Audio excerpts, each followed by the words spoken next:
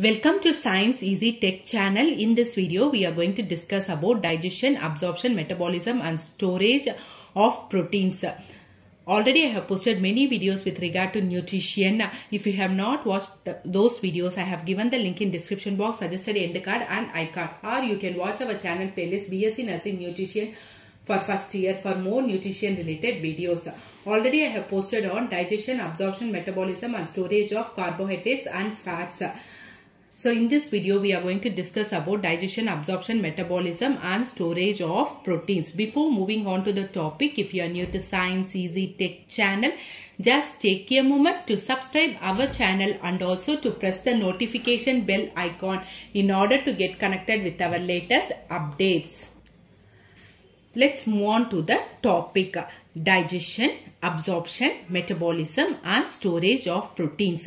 Digestion. So in mouth, what happens? Only mechanical breaking of the proteins into smaller particles takes place in the mouth. That is, the larger protein molecules are broken down into smaller particles in the mouth. Then what is happening? So after this process, it is mixing with saliva and it is going to the stomach as a semi-solid mass. Okay, so in mouth, only mechanical breaking up of the proteins will be taking place. That is, the larger proteins are broken down into smaller particles and the smaller particles are going to get mixed with what? Saliva, and it is going to pass to the stomach by means of a semi-solid mass. Next, moving on to in stomach. So in stomach, what is happening? So it needs a series of enzymes to break the complex mass of protein finally into amino acids. So in stomach, these complex proteins are broken down into amino acids, which are the functional units of proteins. So the three enzymes in the gastric secretion that helps in this task, that is breaking down of complex mass of protein into amino acid. So this process is taken by means of the enzymes which are secreted by the stomach, that is the gastric enzymes. So which are responsible are pepsin, HCl, that is hydrochloric acid, and renin. Okay, so in stomach, what is happening? The complex protein molecules are broken down into what? Are broken down into amino acids. So this amino acid, the breaking down of proteins into amino acids, this process is facilitated by means of three important gastric juices or enzymes, that is pepsin, hydrochloric acid and renin.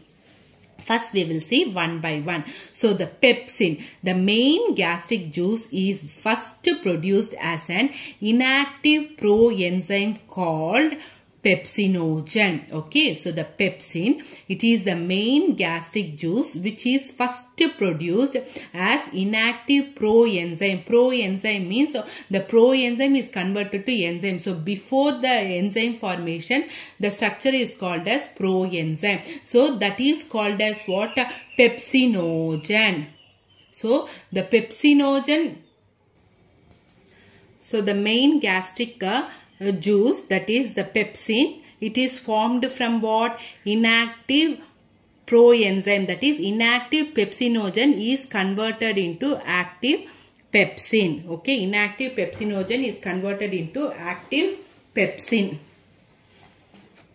Okay, so after this, what is happening is, so the pepsinogen from the mucosal cells of the stomach, it is formed. So pepsinogen in the presence of HCl, it is converted into the active enzyme pepsin. So I told first in the gastric juice, what happens? The inactive pepsinogen is converted to active pepsin by hydrochloric acid. So this process is very important. Okay, so the pepsin only, what it does? It breaks what? It breaks the peptide linkages between the protein amino acids. So once this polypeptides are broken down, it is broken down into smaller peptides. Okay, these polypeptides are broken down to smaller peptides. So in stomach, the first step is what? Inactive pepsinogen is converted to active pepsin by means of hydrochloric acid. Okay, this pepsin helps in the breaking of polypeptides into smaller peptides. Next, the gastric hydrochloric acid. Okay, the gastric hydrochloric acid acts as an important catalyst. So it acts as an important catalyst. It provides the acid medium. So it provides the acid medium which is necessary for the conversion of pepsinogen to pepsin. So already in the first point itself we have discussed about HCl also. This HCl only helps in the conversion of inactive proenzyme pepsinogen to active enzyme, that is pepsin. Next is what? This gastric enzyme renin is present only in early infancy. Okay, that's why infants has the ability to digest milk protein. Okay, infants have the ability to digest milk protein because of the presence of the gastric enzyme renin, and disappears in adult life. So it is particularly important in infants digestion of milk. Mainly milk protein is digested by means of renin. So by coagulating milk, renin prevents too rapid change of food from the child's stomach.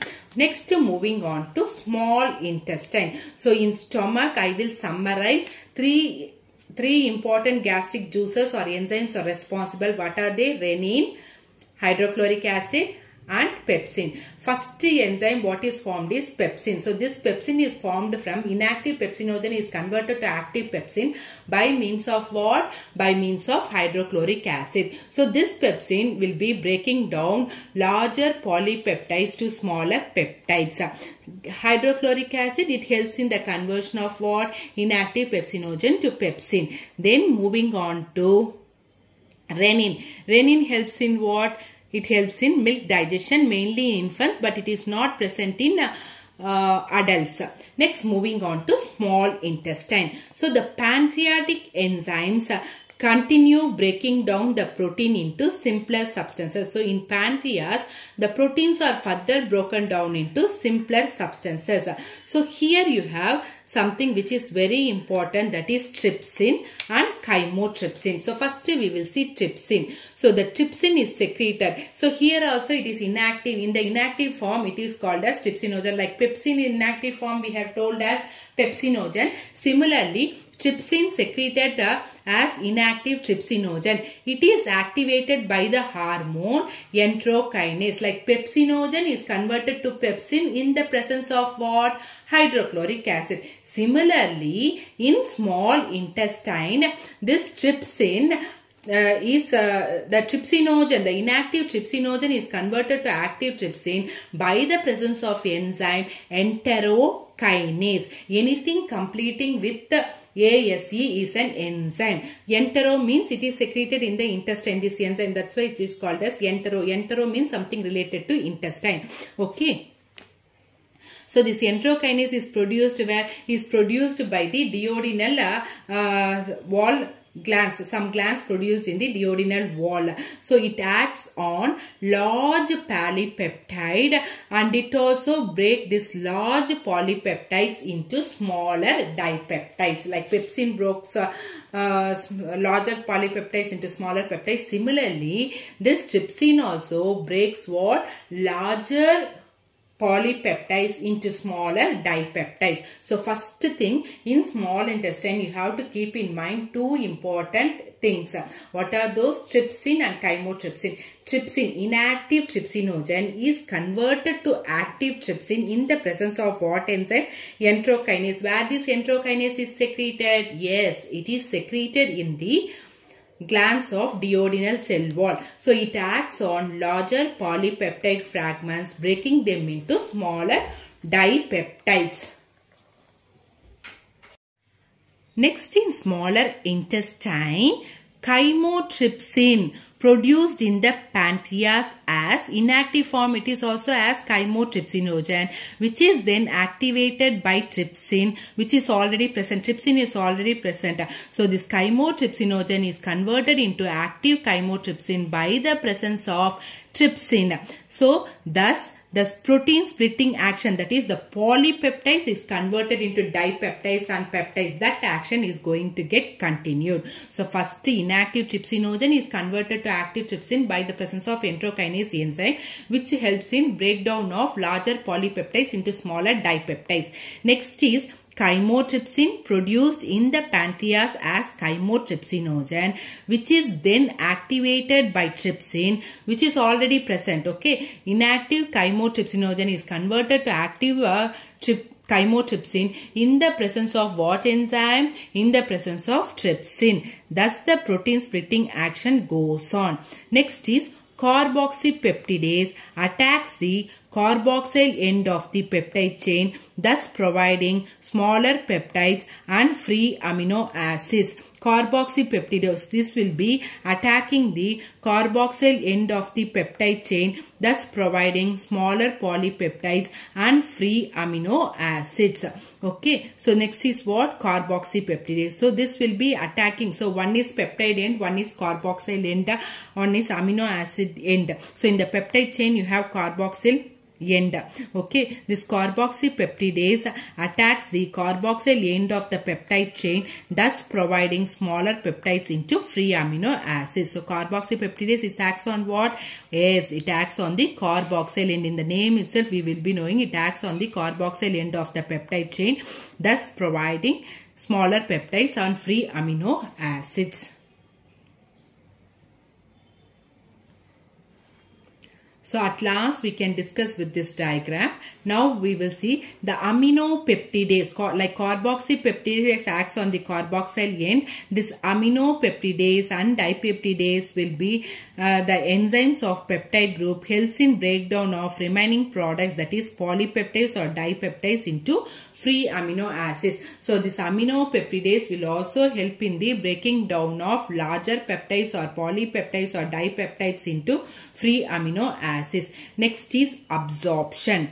A few larger peptides or smaller intact proteins are absorbed as such and thus hydrolyzed within the absorbing cells into their amino acids. So here in absorption what happens is the larger peptides or smaller peptides or smaller intact proteins, they are absorbed and they are hydrolyzed within the absorbing cells into the amino acid. In the human nutrition, amino acids are the end product of protein metabolism. Okay, they are the functional unit of proteins are called as amino acids. So after digestion, the end product is what? Amino acids. So they are the currency of the proteins we use to tell, which is very, very important in bodybuilding, etc.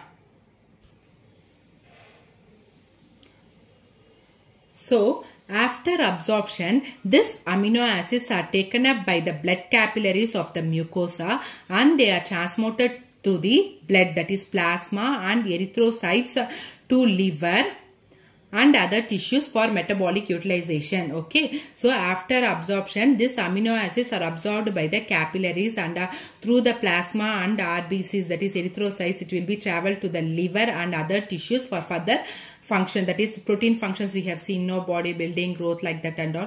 So that and all, it helps repair, for all those things it is utilized. Some of the remaining amino acids pass through the systemic circulation and are then transported to the cells of the tissue. So some of the remaining amino acids, they are also transported to the systemic circulation and are utilized by the cells and tissues of the body. Next, moving on to metabolism. So after digestion, the amino acids in the small intestine are absorbed by the blood and carried to the liver and all body tissues where they are metabolized. So after digestion, the amino acids in the small intestine, they are absorbed by the blood and they are carried to the liver and all body tissues where they are utilized. So one thing what I have told, the amino acids after absorption, either they goes into the liver for metabolism or they are carried to the blood for further utilization by the body. Okay, in liver metabolism takes place and they are utilized by the body. Next is vitamin B6, which helps in the metabolism.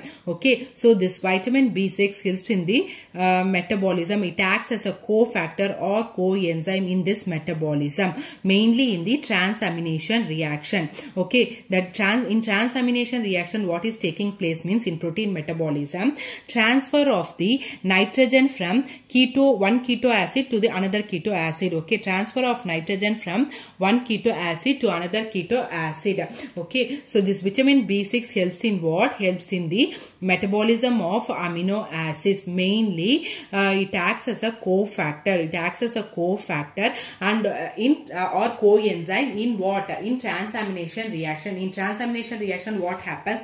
The nitrogen is converted into the nitrogen will be transferring from one keto acid to another keto acid. So the nitrogen will be converting from one keto acid to another keto acid. So this is the last step in synthesis of non-essential amino acid and first step in the synthesis of amino acid catabolism. Catabolism means what? Breaking down process. So this is the last step in the synthesis of essential amino acid and the first step for what? For catabolism, amino acid breaking down process. Next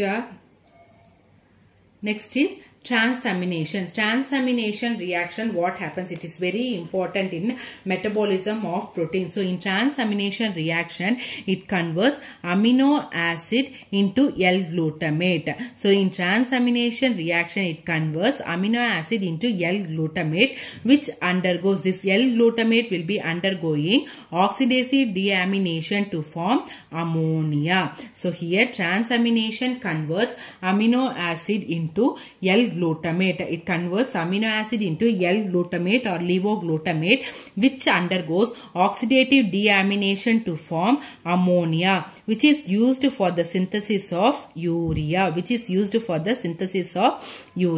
In protein metabolism, you can see the urea cycle and all you will be learning in biochemistry. So under this, transamination reaction converts amino acid into L-glutamate, which undergoes oxidative deamination to form ammonia, which is used. This ammonia is utilized for what? For the synthesis or production of urea. Urea is transferred to the blood, to the kidney, and it is excreted in urine. Urea will be excreted mostly in the urine.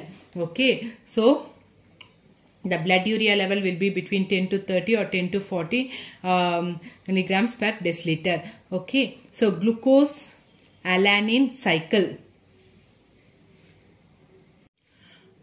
Glucose-alanine cycle is the main pathway by which amino acid group from muscle amino acids are transported to liver for conversion into glucose. In glucose-alanine cycle, it is the main pathway which amino acids from muscle as well as other amino acids are transported to liver for converting into glucose. That is glucose. Not only it is formed from glycogen, it is formed from non-carbohydrate sources like proteins and fats also. So from proteins, the process from glucose-alanine cycle is the process by which the amino acids from the muscles as well as from the liver is converted into glucose. So the liver is the main site for catabolism of all essential amino acids except the branched chain amino acid, which are catabolized mainly by the muscle and the kidneys. So most of the amino acids are catabolized in the liver except what? Except the branched cell amino acid, which is catabolized in the kidney and muscle. Plasma amino acid levels are affected by dietary carbohydrate intake, okay, through the action of insulin, which lowers plasma amino acid levels by promoting their entry into the muscle. Suppose if you are going to take adequate carbohydrates, your muscles, your proteins will be performing body building, growth, repair, like that functions it will be doing. Suppose if you are on starvation, if you are not eating properly, initially your fats will be broken down.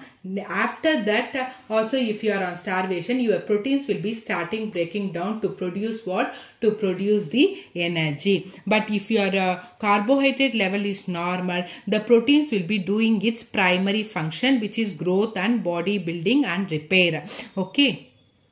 So the proteins in the liver are utilized in the preference to those of other tissues such as the brain. So mainly the proteins in the liver, it is utilized by what? Brain tissues, which is very, very important. Moving on to storage of proteins. Yes, the proteins requirements are exceeded by protein intake. So the surplus amino acids may be converted to glucose for energy use and converted into fatty acids and stored in an adipose tissue. So excess proteins either it can be converted to glucose or it can be converted to fatty acids and it will be stored in the adipose tissue. So too much of proteins exceeding the requirement, the excess protein either it can be converted to carbohydrates or it can be converted to fats. So now let's see the diagrammatic representation for summary. So in mouth, what is happening? There is no digestion. Only the proteins are broken down into smaller particles and it is mixing with saliva and it is entering into the stomach. So in the stomach, three important things are acting. That is pepsin, hydrochloric acid and renin. So what this pepsin is doing? Pepsin is converting inactive pepsinogen into active pepsin in the presence of hydrochloric acid. Hydrochloric acid helps in the conversion of inactive pepsinogen into active pepsin and it will be broken down polypeptides into smaller peptides. Next is renin. Renin is present only in children. In infants it helps in milk digestion of milk protein, but in adults it is absent. Okay, so next, moving on to small intestine. In small intestine, we have trypsinogen. Inactive trypsinogen is converted to active trypsin by the presence of enterokinase, and chymotrypsinogen is converted into chymotrypsin in the presence of trypsin. Then carboxy peptidase helps in breaking down the carboxyl end of the polypeptide chain. Amino peptidase helps in the breaking down of amino group in the peptide chain, and the end product is amino acids. So what these amino acids are doing? So this amino acids will be absorbed into the bloodstream and it will be taken to the liver. So in the liver, deamination, transamination reaction, everything will be taking place. So here metabolism, catabolism, that is anabolism, everything will be taking place, and the excess amino acids is converted to ammonia and urea. This urea will be taken to the kidney for excretion. Okay, some amount of protein will be lost in the feces also. Okay, so in this way the digestion and absorption is taking place, and in storage excess proteins are stored as what? Are stored as either carbohydrates and fatty acids in the adipose tissue. Hope this video is clear for you all. If you like my video, please give a thumbs up, share and subscribe to Science Easy Tech channel. My previous videos link I have given in description box, suggested end card and iCard, or you can watch our channel playlist for more nursing related videos. Thank you friends. Keep supporting to Science Easy Tech channel.